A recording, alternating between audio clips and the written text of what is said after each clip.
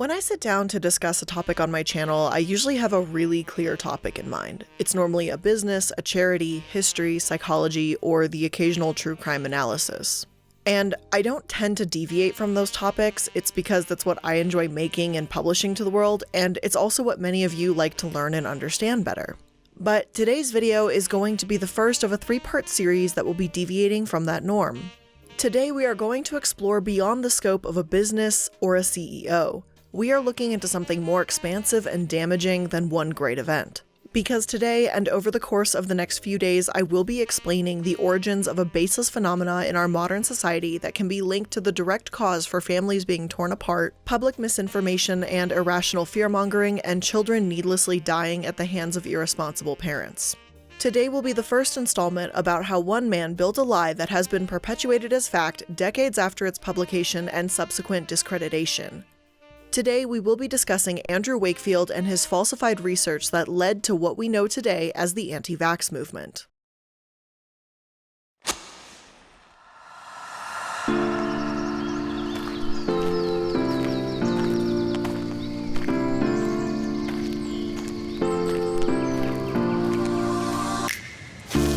So, hello everyone, and welcome back to the channel. My name is Blair, or the Illuminati. Now, you may or may not be familiar with the name Andrew Wakefield, but by the end of this three-part series, you most certainly will be, and you'll dislike him about as much as I do. This man is most known for adding fuel to the fire of the anti-vax movement, if not just downright being responsible for the measles outbreaks we've seen around the world recently.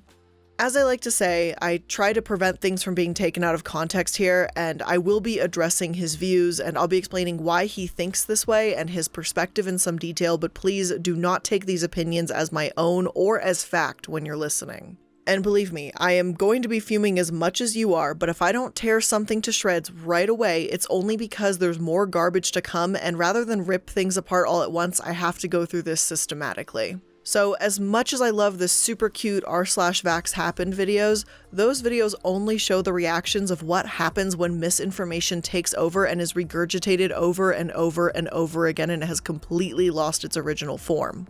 What I plan to do here is to get to the source, explain the reality of the situation, and then unpack a lot more bullshit than I thought there would be. So with that being said, we are doing a deep dive into the ultimate anti-vax video, so buckle up because this is going to be one hell of a ride.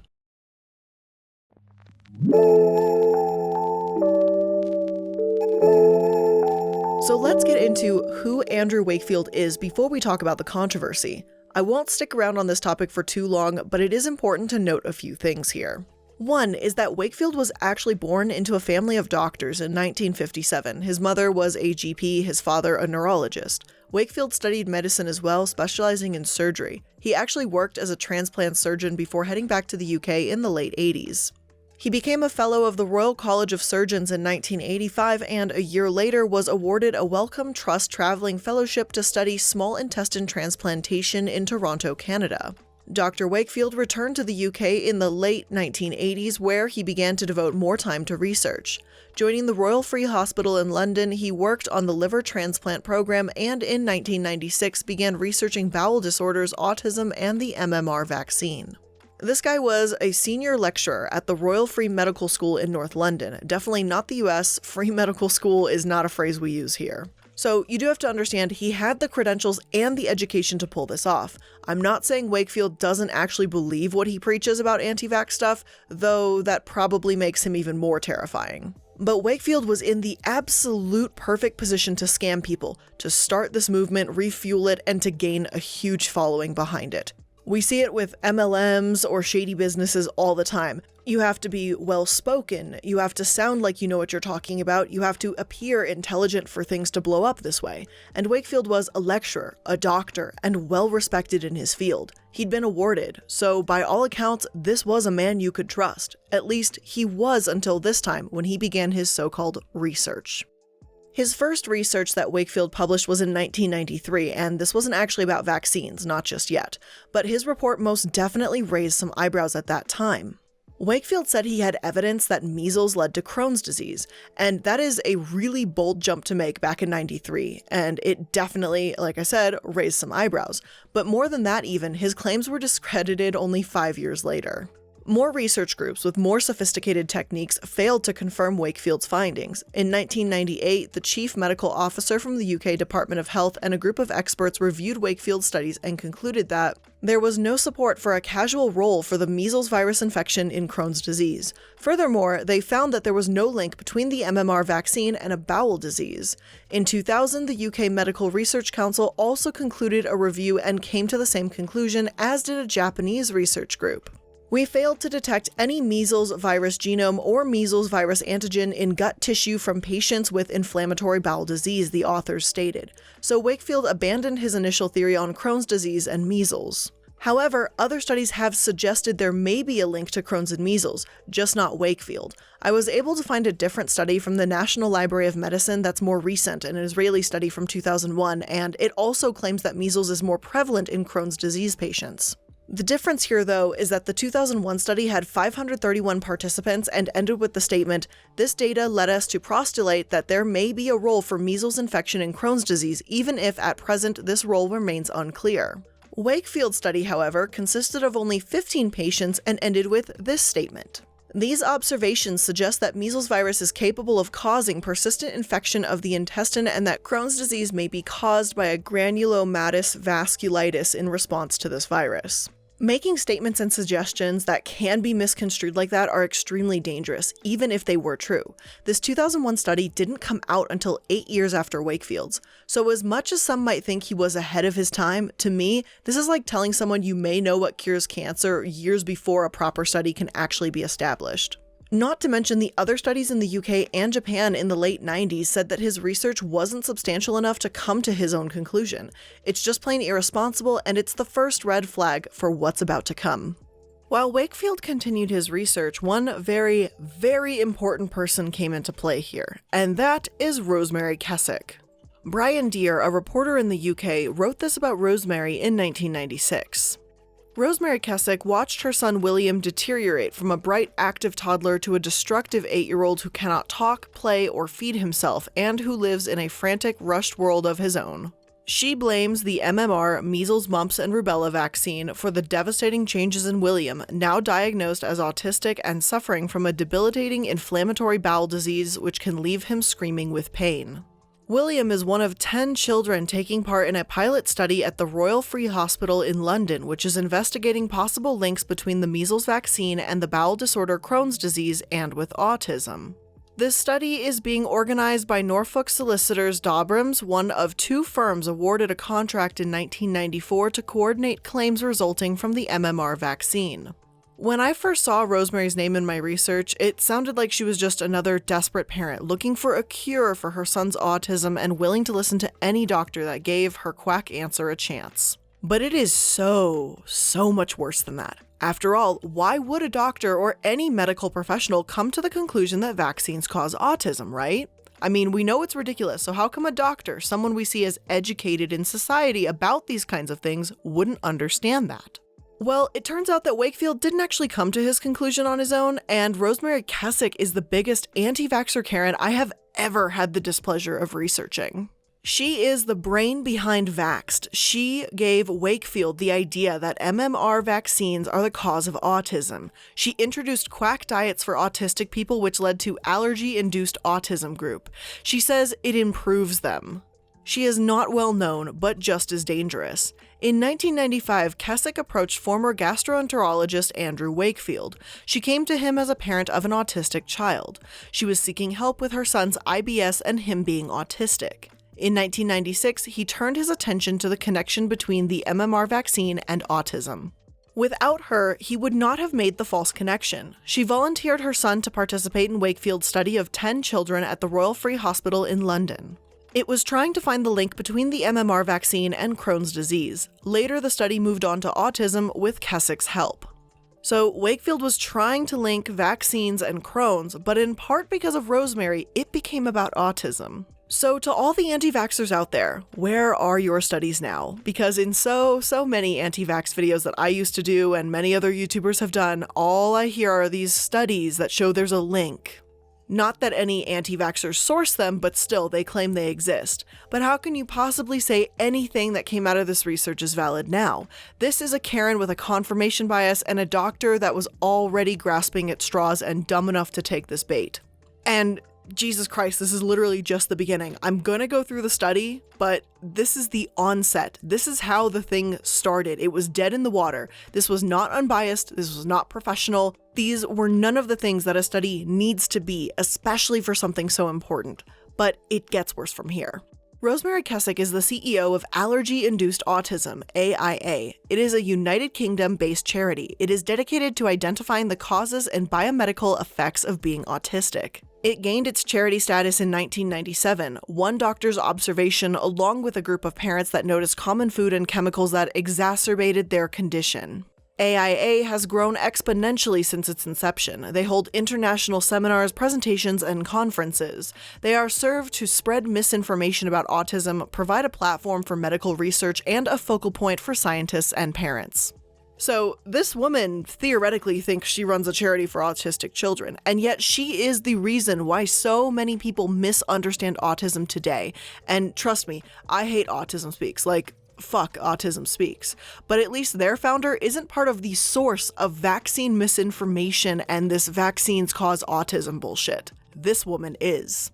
She even sells books about autism too, as if she's qualified to do so, because in case this is not clear, she's not a doctor, she's not a medical professional. So I'm sorry, but being the parent of an autistic child and influencing studies about the links between vaccines and autism does not give you the knowledge to write a book about it, let alone a medical book. Just tell me where I should trust this woman about autism and gastrointestinal complaints when she thinks the MMR vaccine caused these things to her child. Like, I'm not a real doctor, and I most certainly would ask a real doctor about that, not some mom. Writing your personal experience is one thing, but taking medical advice from Rosemary is not happening here, and that's not appropriate. Now, she is not the only reason why Wakefield chose to go this route, so please conserve some of the rage you might already be feeling for later because, like I said, this is the tip of the iceberg. It's going to get much worse. This is simply another one of many conflicts of interest we will see down the line. Next up comes Wakefield's publication in The Lancet, which The Lancet, by the way, has retracted this since. This probably doesn't help that he was unwilling to do a controlled study, but anyway, let's get into it.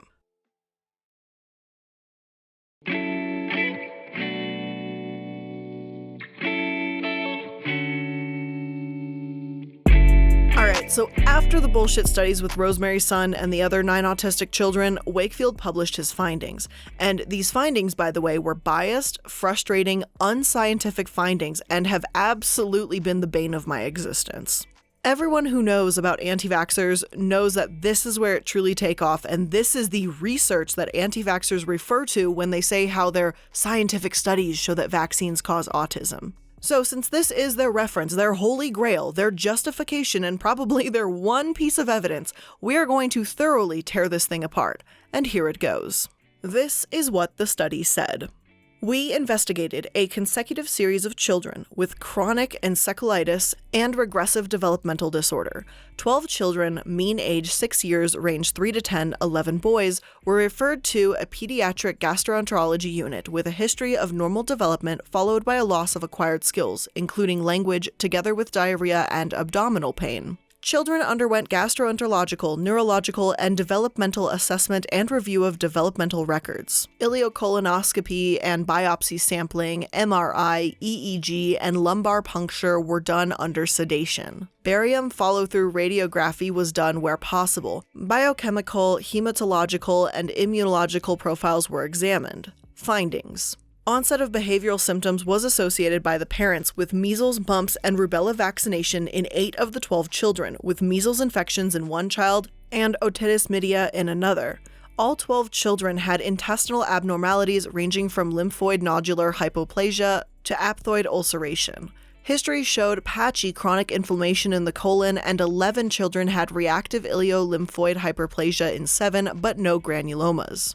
Behavioral disorders included autism, 9, disintegrative psychosis, 1, and possible post-viral or vaccinal encephalitis, 2. There were no focal neurological abnormalities, and MRI and EEG tests were normal. Abnormal laboratory results were significantly raised urinary methylmalonic acid compared with age-matched controls, low hemoglobin in 4 children, and low serum IgA in 4 children. Interpretation: we identified associated gastrointestinal disease and developmental regression in a group of previously normal children, which was generally associated in time with possible environmental triggers. And autism, for the record, doesn't just come on in all at once. Your child won't be walking around, talking and walking normally, and then suddenly out of the blue, boom, autism strikes. That's just not how it works. But it is a series of changes, and yes, as we'll discuss, even regression. And parents may gradually start to notice these changes. Personally, I find it a way more likely reasoning that these parents noticed their kids were sick, whether that's the intestinal abnormalities they had after a vaccine or, just being sick in general. But seriously, 12 children with this problem and the millions of vaccines that lives save, but no, it was these 12 children that proved it all wrong. But rather than it be a timing of coincidence like, oh hey, these kids got sick, yes, let's find something to blame. Have they had vaccines recently? Yes, must be the vaccines. But yeah, rather than doing that, Wakefield continues to say that the tests that they ran on the children, their medical history, etc., and all of that is directly showing the link that MMR vaccines caused autism. But here's the really fascinating part, and here's what makes me irritated. In Table 2, a chart shows when these symptoms began to appear. In all but a couple cases, 2 4-year-olds to be specific, the behavior changes were noticed when the child was under 2 years old. So these aren't just children, but they're infants. According to the CDC, you'll start to notice signs or slight behavioral changes when they're under 2 years of age. So don't you think it's just a little more likely that, oh hey, considering that 1 out of every 59 or even 1 out of 54, as new data shows, babies will be born with autism, there just might be a chance that the behaviors begin to show themselves after they get their vaccines. Correlation does not equal causation, although that is most certainly what Wakefield would want you to believe here. He might as well be saying that you got the flu after drinking water. The water is contaminated and it gave you the flu. Like, that is the exact type of correlation he's making here, and it doesn't make any sense once you use more than 2 brain cells to look at it. But do you know what's great about the Lancet? I don't even have to be the only one to tear Wakefield apart, because that handy little magnifying glass can do it for me. It was easy to find responses from other doctors on the site, doctors that immediately started ripping Wakefield's study to shreds. I much rather have them fight this battle because they're the professionals, so let's hear what they actually have to say about this. The publicity generated by this paper is out of proportion to the strength of evidence presented. In this example, a reasonable score might be 4, evidence inadequate owing to problems of methodology, e.g. sample size, length, or comprehensiveness of follow-up or conflict of evidence. This paper was marked early report and accompanied by a critical commentary, although the report itself did not contain a strength of evidence score. In other words, they're saying the evidence is not substantial. People should not take this seriously. Another response said this: the controversy surrounding the paper by Andrew Wakefield and colleagues seems to stem from the inclusion of 2 ideas in one paper. That autism may be linked to a form of inflammatory bowel disease is a new idea worthy of discussion, and the Lancet was correct in its decision to publish this. The reply of Simon Murch and colleagues to criticism of their paper emphasizes and importance part of this work, a message lost in media reporting. The second idea was the unsubstantiated reporting of an association between this new syndrome and measles, mumps, rubella MMR vaccine. This anecdotal reporting of a biased sample is poor science and has no place in a peer-reviewed journal. Nor was it new. The supposed association between MMR, autism, and inflammatory bowel disease has been published before by the same research group. Since no additional work was reported to substantiate this association, and since considerable evidence has been collected by others to suggest that it does not exist, publishing it again lends further unwarranted credence to the hypothesis. Peer review seems to have failed to screen out this attempt to piggyback the cryptic suggestion of MMR as a casual factor onto the description of the new syndrome, and the criticism of the second idea obscures the important message of the first. And I know this is a bit long, but it is really important to hear these responses in full. This is not attacking everything Wakefield does, and we'll get into that later because I hear so much from anti-vaxxers about how other scientists were attacking him and trying to discredit him. But if you actually take the time to read these responses, they're not going after his character in the slightest. This response from Dr. Walker said very clearly that the link between autism and inflammatory bowel disease is a topic worth exploring. He in fact did give Wakefield credit for that, not calling everything he does useless or dismissing him completely. It's the vaccines cause autism segment Walker calls poor science that has no place in this peer-reviewed journal. So the argument that the establishment or whoever is out to get Wakefield or whatever, it just simply isn't true. To further prove that point, yet another doctor responded by saying that an MMR, mumps, measles, and rubella vaccine had been pulled from the market in the 90s because of adverse reactions. They speculated that this vaccine could be causing issues, but since the MMR vaccine that replaced the old one is much safer and newer, it would be hard to find any evidence to support that. They also said, the very strict standards demanded for vaccine safety had already caused the removal of one MMR vaccine because of reported possible adverse events. Knowing this, we and parents should have even more, not less, confidence in the safety of present MMR vaccine and the benefits of vaccination. One cannot really blame the public and media for their interpretation of the recent MMR concerns, because if we do not provide all the information, how can we expect the media to produce balanced articles? And more importantly, how can we expect parents to make a sensible, fully informed choice? So there's many more responses here that clearly state what they thought of the published findings, and yet don't condemn or attack him in any way that the other anti-vaxxers would like you to think. The preemptive strike on U.S. vaccine policymakers on Andrew Wakefield and his colleagues' investigation into the immunopathology of children with chronic encephalitis and regressive developmental disorder brings into sharp relief the inappropriate intervention of politics into what should be an apolitical scientific examination. Condemning research of the kind undertaken by Wakefield et al. Will only ensure that no scientific progress is made towards identifying children genetically or otherwise at high risk of immune or neurological dysfunction after vaccination. Such children should be screened out of vaccination program, and there will be no scientific progress made towards developing therapies to restore children who have been injured to good health. And this one is from Dr. Barbara Lowe Fisher. Does she state that Wakefield's report should be taken seriously? No, she says the opposite. But at the same time, she agrees that children with neurological dysfunctions should not be screened out of vaccination programs. And guys, I went through these responses by his peers, looking for harsh criticism and brutal attacks, and there were none to be found. Yet another one here states, we are concerned about the potential loss of confidence in the mumps, measles, and rubella vaccine after publication of Andrew Wakefield and colleagues' report, in which these workers postulate adverse effects of measles-containing vaccines. As a result, we fear that there may be a reduction in vaccine uptake in the UK and elsewhere. And again, that's a valid fear, a concern that becomes all too real. So why are these people seen as the enemy? After reading these reports, there's something I don't think I'll ever understand here because, quite frankly, if I was in their shoes, I might have found it difficult to be as polite as they were. Alright, so now that we know and have a base understanding of the truth behind Wakefield's thinking and why he made the assumption that vaccines cause autism, well, like at least a part of it, there's still a lot more to talk about, but this is literally the baseline and the foundation that we're setting up here. So now we need to talk about the fallout, his propaganda film, and the investigations against him.